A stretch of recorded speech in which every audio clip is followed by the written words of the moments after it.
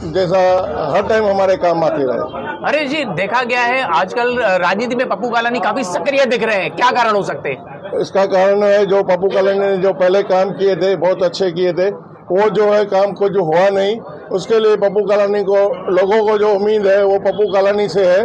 फिर पप्पू कालानी कुछ करेगा और जो सिंधी लोग यहाँ से लटपटान कर रहे हैं उनको पप्पू कालानी रोक सकता है, इसीलिए शहर वालों की उम्मीद पप्पू कालानी पे है।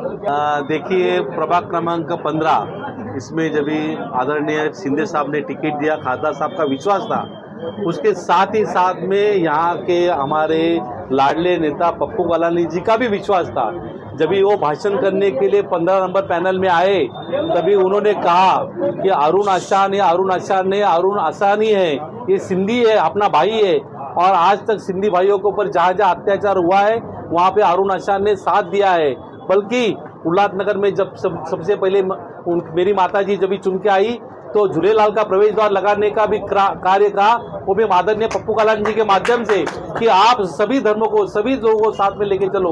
और आज पूरा विश्वास शिंदे साहब के ऊपर महाराष्ट्र में है, लोकसभा के खासदार डॉक्टर श्रीकांत शिंदे के साथ है, मगर उसके साथ ही साथ जो विश्वास है वो आदरणीय हमारे बड़े नेता, हमारे गुरु हम माने जाते हैं उल्लासनगर के जो जाने माने हमारे पप्पू कालानी जी, कि उनका विश्वास है कि जो कार्य अधूरे हैं वो हम पूरे करके दिखाएंगे। इस उल्लासनगर शहर से कोई सिंधी आदमी पलायन नहीं करेगा। हम सभी व्यापारियों को हम उनको साथ में लेके चलेंगे और संगठन भी हम लोग मजबूत करेंगे।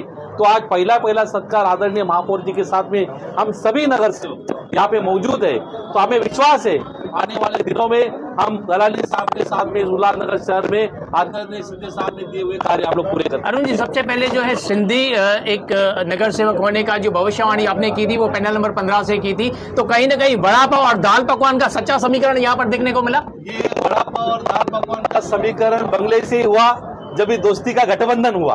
आदरणीय ओमी कालानी जी ने वड़ा पाव और दाल पकवान का जो संगठन मजबूत किया, उसी आधार से आदरणीय हमारे पप्पू कालानी जी ने यहाँ कहा कि 15 नंबर पैनल में आप अगर एक सिंधी उम्मीदवार को खड़े करते हो तो यह हमारा मैसेज जाएगा। और आज बड़ी गर्व के साथ मैं कहना चाहता हूँ कि 9 सिंधी नगर सेवक हमारे शिवसेना से चुन के आए हैं। आने वाले समय में शहर विकास को लेकर जनता को क्या कहेंगे?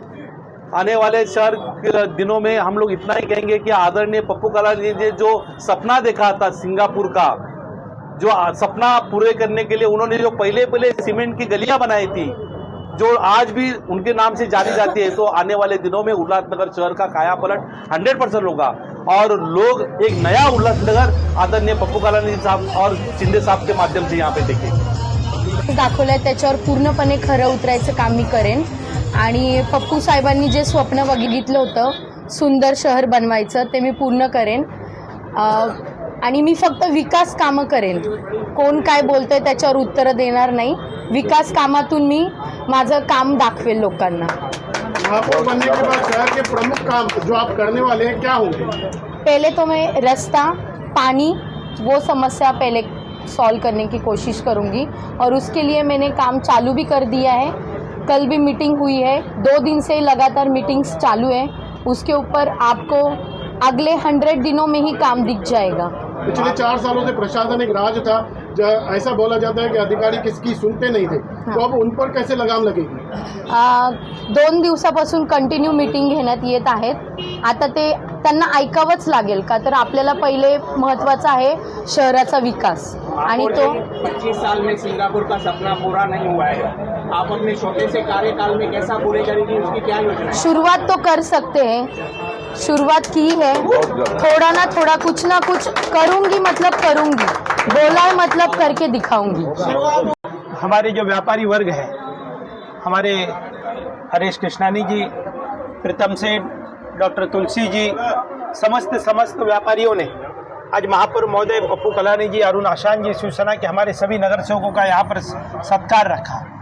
और ये सत्कार नहीं, ये जवाबदारी है और ये शहर की जवाबदारियों को महापौर महोदय और अरुण आशान जी ने बताया है, पप्पू कालानी जी ने बताया कि किस तरीके से हम शहर का काम कर रहे हैं। मैं पहले दिन से ही कह रहा हूँ कि ये शहर जो है वो आईसीयू और वेंटिलेटर पर है। वेंटिलेटर से निकालने की इस शहर को बहुत ज़रूरत है। शहर की सड़कें, शहर की पानी की व्यवस्था और शहर की मूलभूत सुविधाएं ये करनी है। और उसके साथ साथ उल्लासनगर शहर का सबसे बड़ा जो मुद्दा है वो व्यापारियों की सुरक्षा।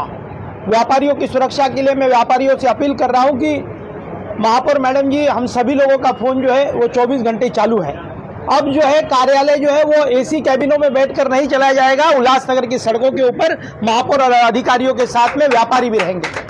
अब प्रशासकीय राज खत्म हो चुका है, प्रशासन की मनमानी नहीं चलेगी।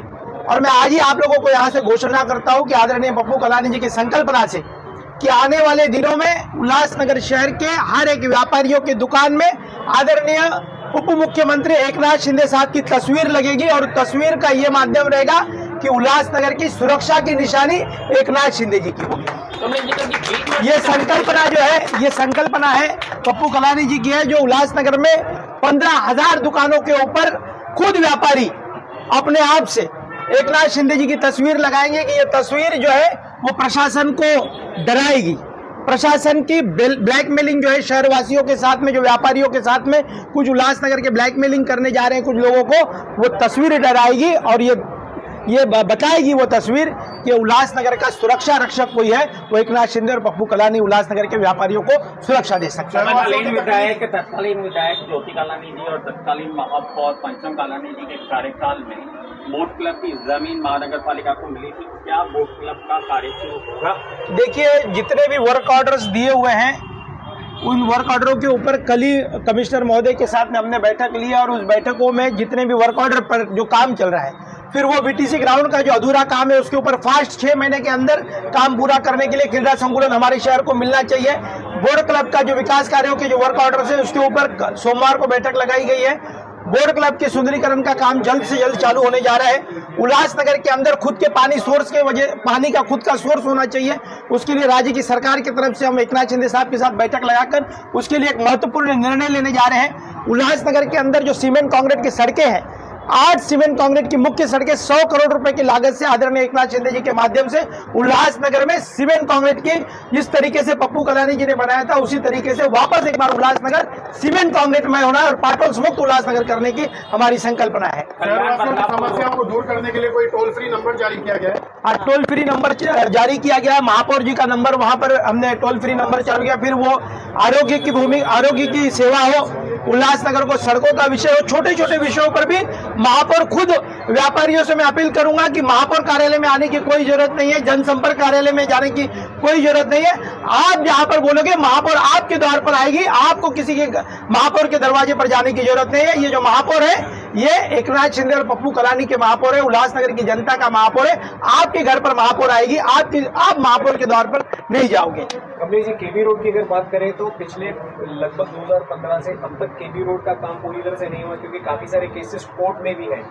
तो उन व्यापारियों को आप क्या अपील करेंगे और इसके अलावा और कौन सी सड़कें हैं जहां पे केबी रोड वाली अड़चन आपको देखने को मिलेगी? देखिए, कल्याण अमरनाथ रोड के ऊपर जो अल्टरनेट साइड देने का जो मामला है उसकी बैठक जो है वो मंगलवार को कमिश्नर महोदय से लगाई गई है और अभी हाईकोर्ट ने जिनको आदेश दिए हैं ऐसे 5 अल्टरनेट साइडों को जो देना है वो अगले हफ्ते ही 7 दिनों के अंदर उनको तुरंत महापौर और कमिश्नर महोदय के हाथों से हमारे गट नेता अरुण आशान जी हो, हमारे राजेंद्र चौधरी जी हो, ओमी कलानी जी हो, सभी लोग मिलकर उन अल्टरनेट साइडों को कमिश्नर महोदय के हाथ से दिया जाएगा। बाकी लोगों के जो बचे हैं जो बहुत ही लोगों से भटक रहे हैं बहुत दिनों से, उनके लिए भी शासन प्रशासन मिलकर दोनों एक साथ मिलकर उसका भी निर्णय जल्द लिया जाएगा।